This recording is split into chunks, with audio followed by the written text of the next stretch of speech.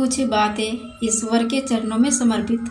प्रभु कहते हैं, तू सोने से पहले सबको माफ़ कर दे, मैं उठने से पहले तुम्हें माफ़ कर दूंगा। दुनिया से बात करने के लिए फ़ोन की ज़रूरत होती है और प्रभु से बात करने के लिए मौन की ज़रूरत होती है। फ़ोन पर बात करने पर बिल देना पड़ता है और प्रभु से बात करने पर दिल देना पड़ता है। मोह माया में फंसने वाला बिखर जाता है और प्रभु से जुड़ने वाला निखर जाता है। भगवान के पास दो शक्तियाँ होती है, एक है माया और दूसरी है भक्ति। जब कोई भगवान के समक्ष जाता है और भगवान को प्रणाम करता है तो वह पूछता है, बोलो क्या चाहिए तुम्हें, माया चाहिए या भक्ति चाहिए। भक्त पूछता है, भगवान दोनों में क्या अंतर है।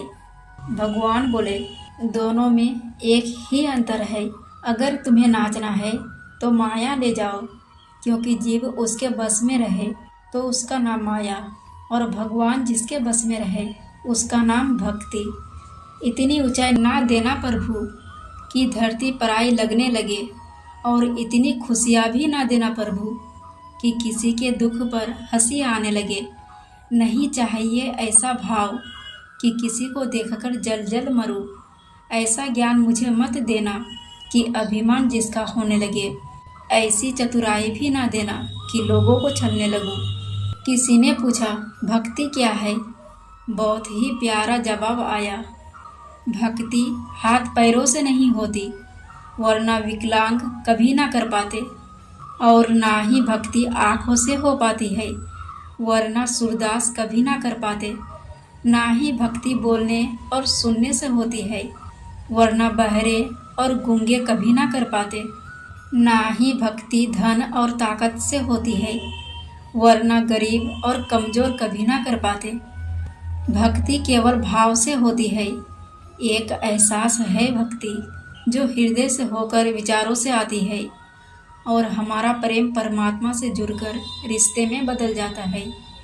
यह भक्ति भाव का सागर है।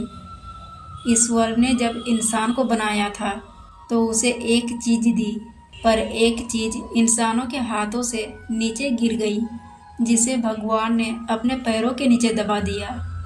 इंसान के चले जाने के बाद भगवान से किसी ने पूछा, आपने अपने पैरों के नीचे क्या छुपाया जो इंसान को वापस नहीं दिया।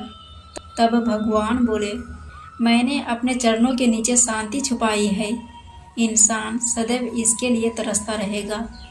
वह इसे हर जगह ढूंढेगा पर नाकाम रहेगा। तरसता रहेगा, वह इसे हर जगह ढूंढेगा पर नाकाम रहेगा, और आखिर में उसे शांति मेरे चरणों में आकर ही मिलेगा। मनुष्य का यह स्वभाव है कि वह सुख में ईश्वर को याद नहीं करता, पर दुख में सबसे पहले ईश्वर का ही याद आते हैं। किसी ने पूछा, ईश्वर कब याद आते हैं।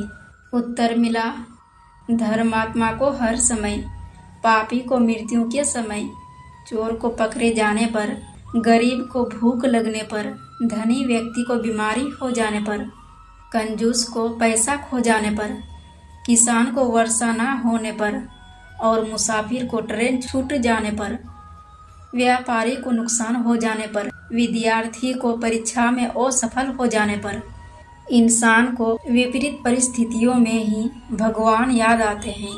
सुख में सुमिरन सब करे, दुख में करे ना कोई। जो सुख में सुमिरन करे तो वो दुख काहे होई। सब दरवाज़ा बंद हो जाए तो भी एक दरवाज़ा कभी बंद नहीं होता, और वो है ईश्वर का दरवाज़ा। उम्मीद स्वर से रखो, दुनिया से नहीं। मैंने कहा, मैं अपराधी हूँ। ईश्वर ने कहा, क्षमा कर दूंगा। मैंने कहा, बहुत परेशान हूँ। ईश्वर ने कहा, चिंता ना करो, मैं सब संभाल लूँगा। मैंने कहा, बहुत अकेला हूँ। ईश्वर ने कहा, मैं हमेशा तुम्हारे साथ हूँ। मैंने कहा, उदास हूँ। ईश्वर ने कहा, अपनी नज़र उठाकर देख, हर वक्त तेरे आसपास हूँ। जब भी आप ईश्वर का ध्यान करें तो उनसे हमेशा यही प्रार्थना करें कि हे मेरे ईश्वर, अगर किसी समय मैं आपके अंगुली पकड़ना भूल जाऊं तो आप मेरी बाह पकड़ना कभी मत भूलना। अगर मैं किसी समय आपको साथ लेकर चलना भूल जाऊं तो आप मेरे साथ चलना कभी मत भूलना। कहते हैं खाली हाथ आए थे और खाली हाथ जाएंगे। सच तो यह है कि सब कुछ तो दिखाई देता है, शरीर, रिश्ते, धन, संपत्ति ना लेकर आए थे और ना ही लेकर जाएंगे। संस्कार और कर्म जो दिखते नहीं हैं, साथ लेकर आए थे और साथ लेकर जाएंगे। जो साथ नहीं जाएगा उसके लिए इतनी मेहनत करते हैं, और जो साथ जाएगा उनका भी थोड़ा ध्यान रख ले। समय, सेहत और संबंध, इन तीनों पर कीमत का लेबल लगा नहीं होता है, लेकिन जब हम इन्हें खो देते हैं तब इनकी कीमत का एहसास होता है। दोस्तों, वीडियो अच्छी लगी हो तो प्लीज़ चैनल को लाइक और सब्सक्राइब करना ना भूलें। फिर मिलेंगे दोस्तों, तब तक के लिए जय श्री कृष्णा।